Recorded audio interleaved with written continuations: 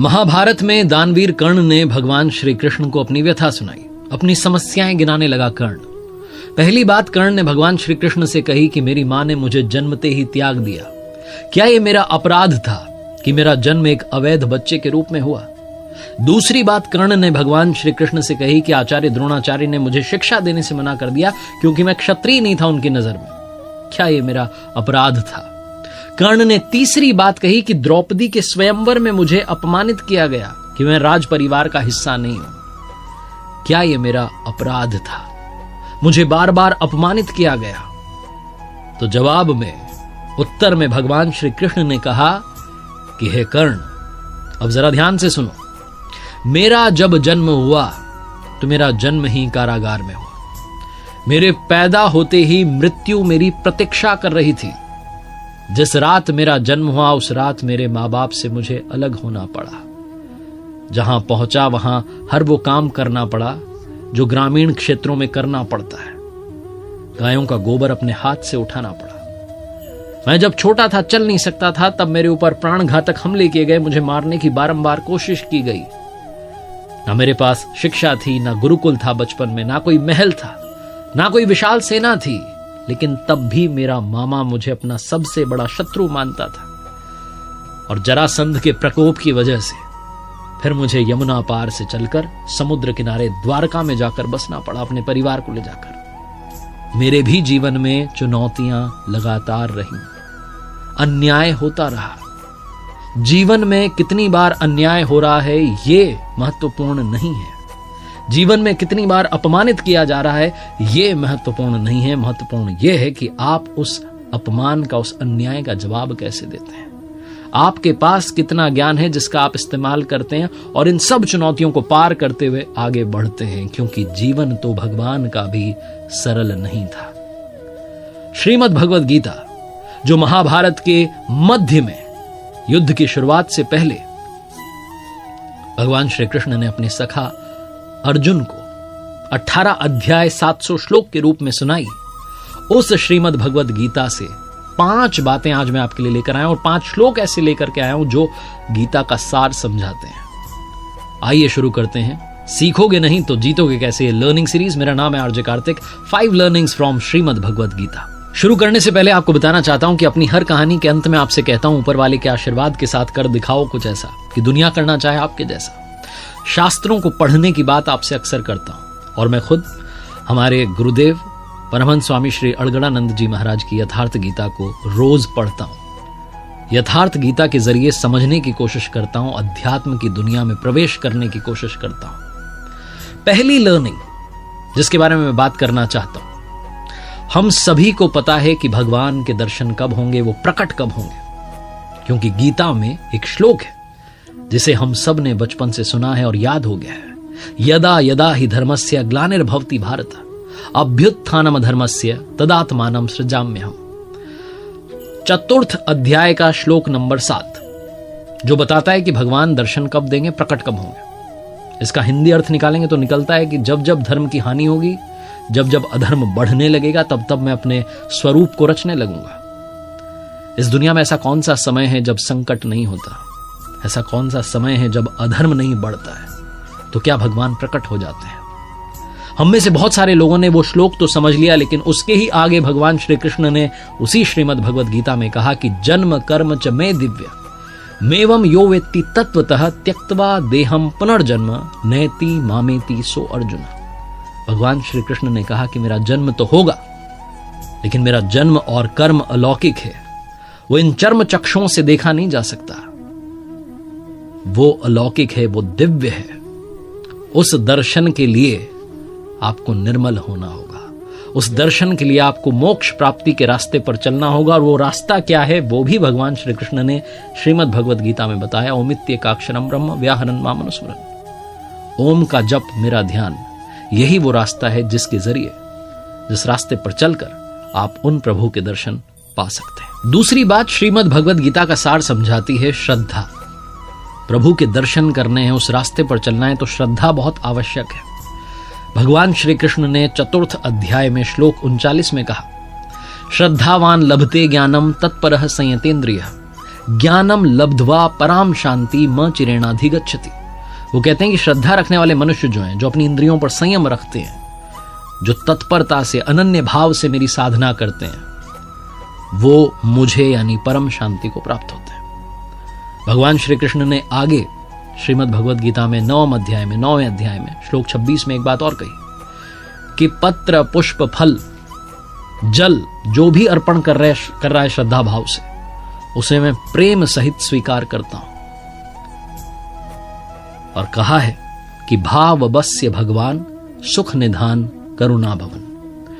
वो सुख के भंडार हैं, वो करुणामयी हैं, लेकिन वो भाव के वश में हैं।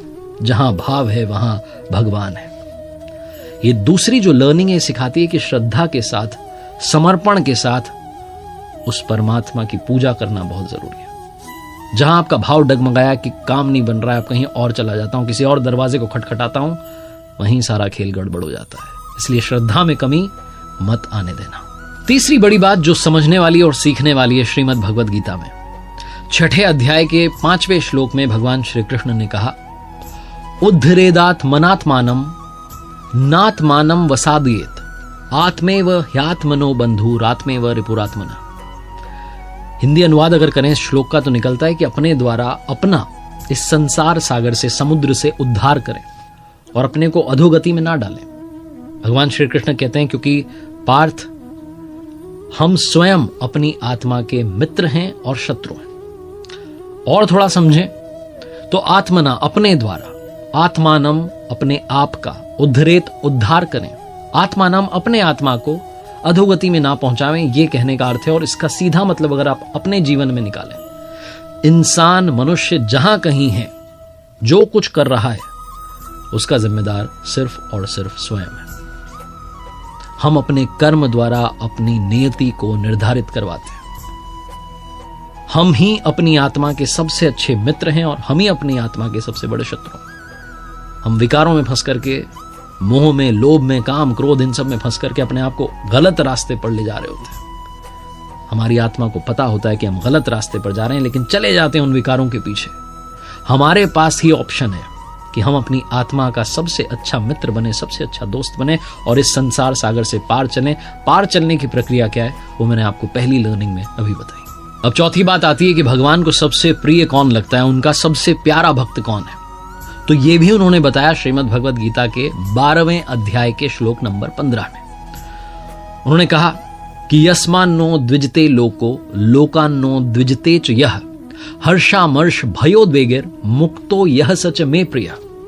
कहने का मतलब यह है कि जिससे किसी को कष्ट नहीं पहुंचता हो, जो किसी के द्वारा विचलित ना होता हो, जो सुख में, दुख में, चिंता में, खुशी में, हर्ष में समभाव रहता हो, वो मुझे अत्यंत प्रिय है। भगवान श्री कृष्ण कहना चाहते हैं जो समभाव हो चुका है, जो प्रभु की मर्जी मान करके चल रहा है कि जो हो रहा है वो करवा रहा है, अपने आप को संभाव कर चुका है, वो भक्त मुझे प्रिय है। रियल लाइफ एग्जाम्पल लें तो हमें अपने व्यवहार से किसी को ठेस नहीं पहुंचने देनी।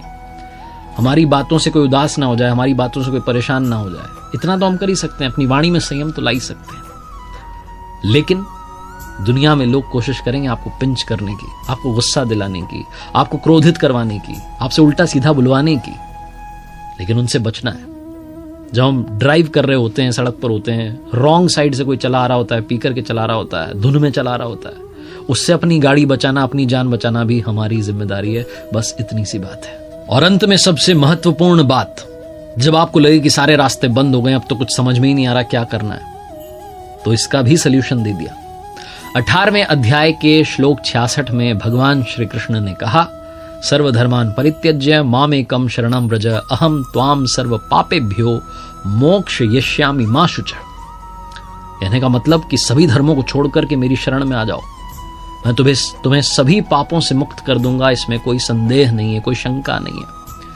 और धर्मों से मतलब है कि जो कुछ आप कर रहे हैं, जिस किसी श्रेणी के आप साधक हैं, जिस किसी तरीके से पूजा अर्चना आराधना में लगे हैं, उन सबको त्याग करके सिर्फ मेरी शरण में आ जाओ, अनन्य भाव से मेरी भक्ति में लग जाओ, तुम्हें मोक्ष तक पहुंचा दूंगा।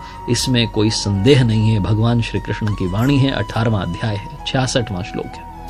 700 श्लोक गीता में है। अगर आप रोजाना 5-5 भी पढ़ें तो बड़ा अच्छा, 10-10 पढ़ लें तो 70 दिन में आप एक बार गीता की आवृत्ति कर सकते हैं। और जितनी बार आप श्रीमद् भगवद गीता को पढ़ेंगे उतनी बार आप कुछ नया सीखेंगे, और जितनी बार आप पढ़ेंगे उतनी बार आपका मन करेगा उस रास्ते पर चलने का, और आप धीरे धीरे चलना शुरू करेंगे। और एक बार चलना शुरू कर दिया तो फिर पीछे मुड़ने की जरूरत नहीं पड़ेगी। अपने आप वो आपकी जिम्मेदारी, आपके योगक्षेम की जिम्मेदारी अपने कंधों पर उठा लेंगे। तो अगर आपको अपने जीवन में सही रास्ता चुनना है तो वो रास्ता श्रीमद् भगवद गीता में बताया गया है। जीवन के हर संकट, हर सवाल का जवाब है श्रीमद् भगवद गीता जी। यह सिर्फ एक ग्रंथ नहीं है बल्कि जीवन जीने की कला है, कर्म, धर्म और मोक्ष का सार। श्रीमद् भगवद गीता जी भारतीय संस्कृति का अमूल्य रत्न है। गीता जी हमें सिखाती है कि हमें अपने कर्मों में निष्ठा रखनी चाहिए, बिना किसी फल की चिंता किए बिना। जीवन के संघर्षों में हमें गीता जी से बहुत कुछ सीखने को मिलता है, जो कुरुक्षेत्र में भगवान श्री कृष्ण अर्जुन जी को ज्ञान दे रहे हैं गीता जी का। तो जब भी उलझन में हो, डिप्रेस हो, तो गीता जी का पाठन जरूर करें।